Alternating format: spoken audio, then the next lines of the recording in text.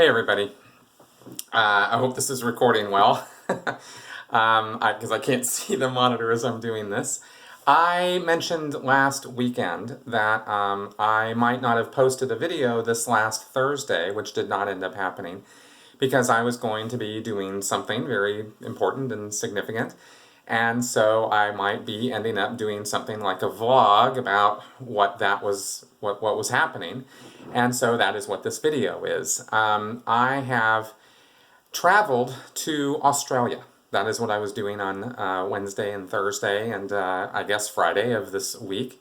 It's a long trip to go from Denver, Colorado to Perth, Australia, but that is what I did, which is why I didn't have time to, I pre-recorded my podcast for while I was going to be away, and I pre-recorded my critical Q&A shows for while I was going to be away, but I didn't get anything else done because I figured I would be doing something like this, and of course it didn't get done. Anyway, you get the idea. Now, why did I go all the way to Perth, Australia? Well, I've mentioned, I think, once before on my channel, and if you've been watching for a long time and paying attention to everything I've ever said, then you would know this, but otherwise you might not. Or if you have looked at the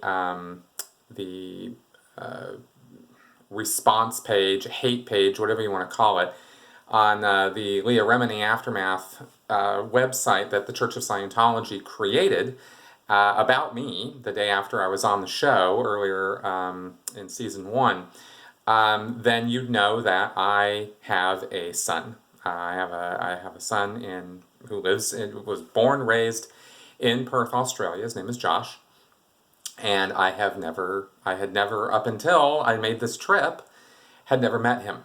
Now, the church put out some things, which I'll address in a minute, in the website that were totally false. And this trip was not made in any reaction or response to anything that the Church of Scientology said. This has been something I've been wanting to do for years and never had the resources to be able to do it until now.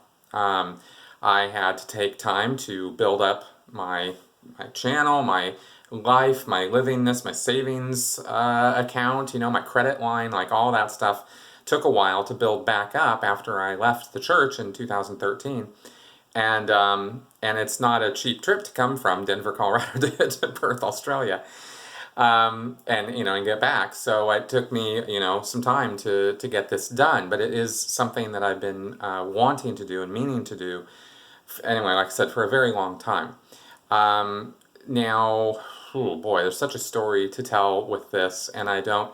I'm just going to kind of roll this out. I know this isn't obviously scripted at all. I didn't, I've sort of thought about what I was going to say here, but if this seems a little bit, hit and miss or random or whatever, it's only because I've got so much going on in my head. The last 2 days that I've been here have been 2 of the most amazing days of my life, because I met my son, and I had been in touch with him. We have been Facebook friends for years, and I've reestablished communication with him many years ago when I was still in the Sea Org, in fact. But the chance to actually get in touch and do this, well, you can imagine that he's 25 years old. He's absolutely amazing.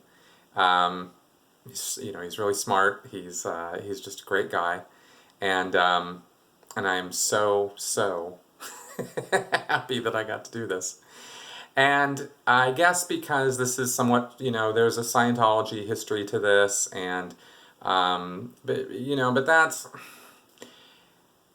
I don't know. It's maybe, well, let me just tell you what happened. When back in 1991, that time period, I met Josh's mother. We were in Los Angeles doing a Scientology training program called the Key to Life course, and this was before it was, or around the time it was released to the world. And it was supposed to be this great, big, huge, wonderful service that was going to revolutionize Scientology all over the place, and of course it did not do anything like that. But it was actually one of the few things that I did in Scientology that to this day I'm actually still glad that I did. Yeah, I learned a lot from it. It was mostly about the English language. It covered a lot about grammar and communication, that sort of thing.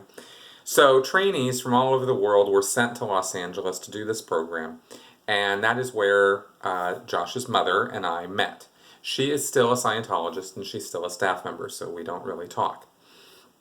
By her choice, not mine. I would love to be in touch with her, but she's chosen not to be, and that's fine. I don't have animosity towards her.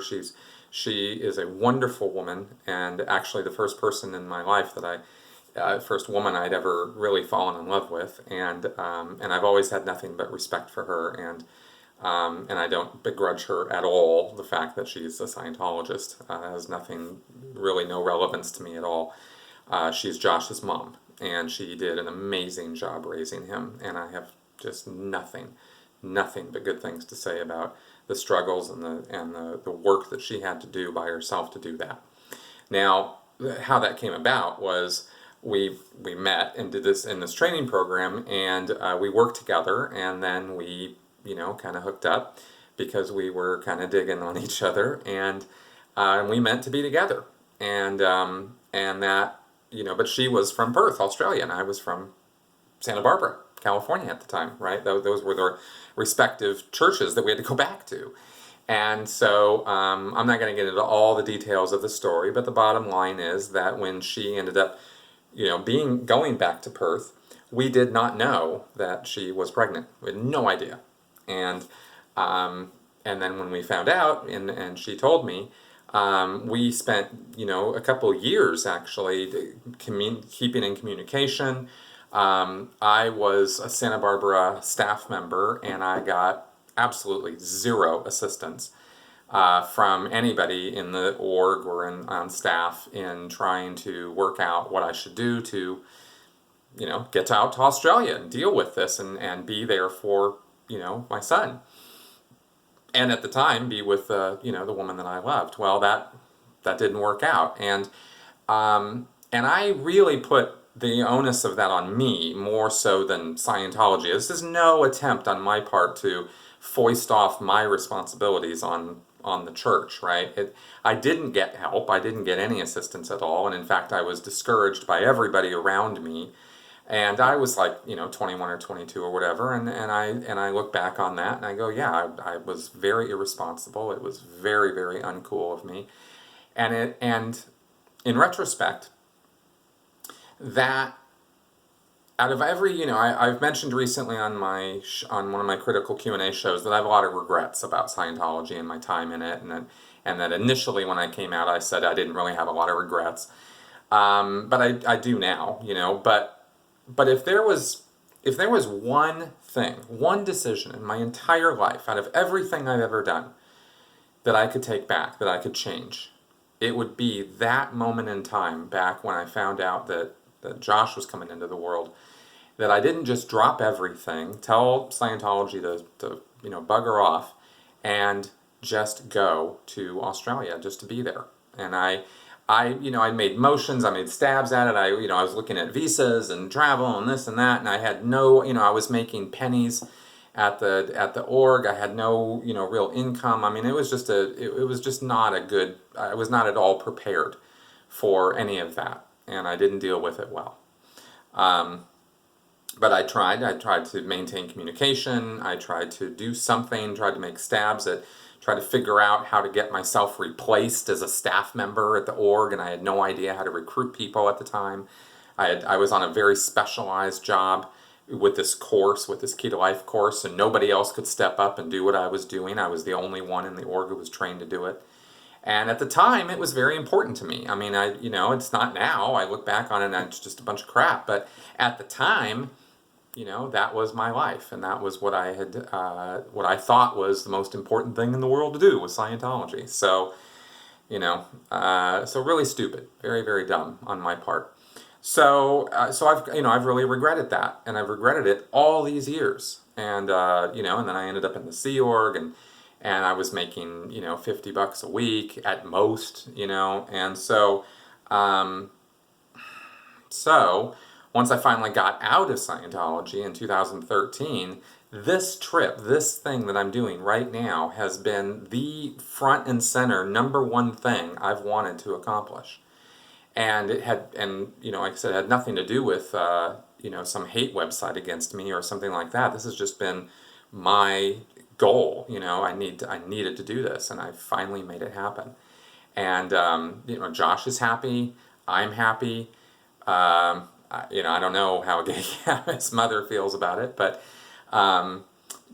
we have been having the greatest time together, and I'm going to be here for a few more days before I come back to Denver, and so this has just been amazing, and he is so understanding and so wonderful, and is just happy to interact with me now, and I did get his permission before I even talked about this to talk about this publicly, so he knows what I'm doing, and I'm not going to have him on camera or something like that. That's it's his thing, it's my thing, but I wanted to relate to you guys. For the channel here, I've never missed a date on a video, and I missed this last Thursday because I was literally on a plane flying across the world. And I haven't looked at that hate website on me by the church until today. I looked at it tonight to sort of like see what was it that they said about my stuff, and I just thought I'd point out, even with all the files and all the information that they had, they screwed up this thing so bad on me.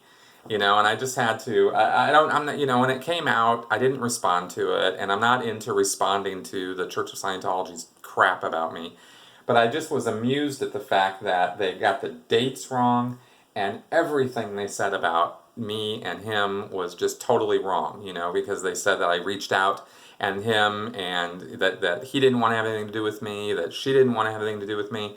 Totally untrue. I reached out in 2007 to get back in touch with them, and they were, and I said in letters to her and to him, I would totally understand if you do not want to have anything to do with me, if you hate my guts, if you think I'm a horrible person. But instead, they both wrote back to me very happy that I had reached out and wanted to reestablish communication. Even if I was in the Sea Org, I was actually even on the RPF at the time.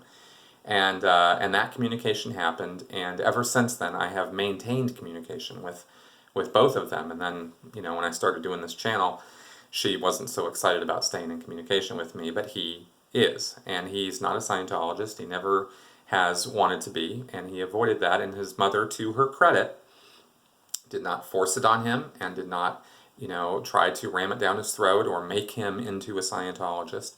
And I am, obviously at this point thrilled about that. But I never had a problem with him not being a Scientologist. That was always okay with me. So anyway, so it's been a real thing to do this.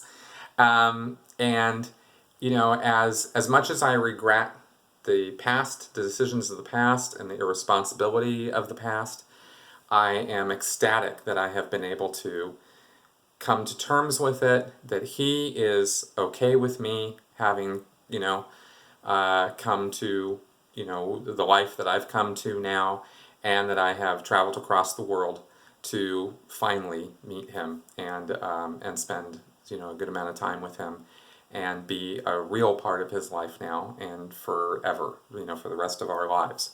This is not a one-time deal or, something I'm going to do and then forget about. We're going to be in touch from here on out. And it'll be a much tighter connection now that we've actually, gotten together. So I don't know how anybody relates to this or whatever, but this is something that I've done, and it's something I'm doing right now. And, and I think you guys will understand now why my schedule got a bit thrown off and why my channel was a little in disarray this week on this. I've worked pretty hard to try to keep things going, but now you understand totally why, things got a little out of whack. And so anyway, there you go. Yeah, and I really don't have a whole lot else to say except Scientology can go suck it. and I'm very happy right now. So thanks for watching and listening, and I'll talk to you guys later. Okay, bye bye.